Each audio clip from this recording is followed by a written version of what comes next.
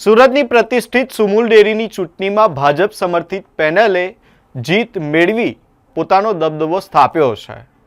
15 બેઠકની ચૂંટણી જેમાંથી 14 બેઠક પર ભાજપ સમર્થિત ઉમેદવારોએ જીત મેળવી પોતાનો દબદબો સ્થાપિત કર્યો છે। મળતી માહિતી મુજબ 16માંથી 7 બેઠકો અગાઉ બિનહરીફ જાહેર થઈ હતી, જ્યારે બાકીની 9 બેઠકો માટે ચૂંટણી યોજાઈ હતી। આ ચૂંટણીમાં 9માંથી 8 બેઠકો પર ભાજપ પ્રેરિત પેનલના ઉમેદવારોએ વિજય મેળવી ભગવો લહેરાવ્યો છે।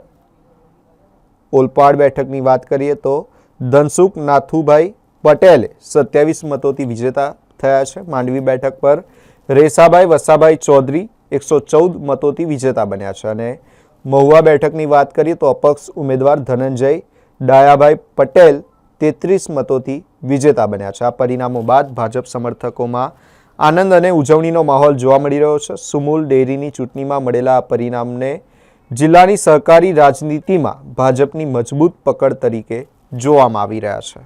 હું મોહનભાઈ કોકડી, ધારાસભ્ય વ્યારા અને સુમુલમાં તાપી અને સુરત જે પશુપાલકોની ખૂબ જીવાદોરી સમાન જે સંસ્થા છે એ સંસ્થામાં જે વ્યારા તાલુકામાં કુલ 90 મત હતા અને 90 મતોમાંથી 1 મતે વિજય થયો છે। એની સાથે સાથે તાપી જિલ્લામાં સંપૂર્ણપણે ભારતીય જનતા પાર્ટી સમર્થિત આખી ટીમ વિજયી બની છે અને અપેક્ષા રાખીએ છીએ કે જે પશુપાલકો છે એમનું હિત સચવાય અને એનું કામ કરે એવી શુભેચ્છા આપીએ છીએ।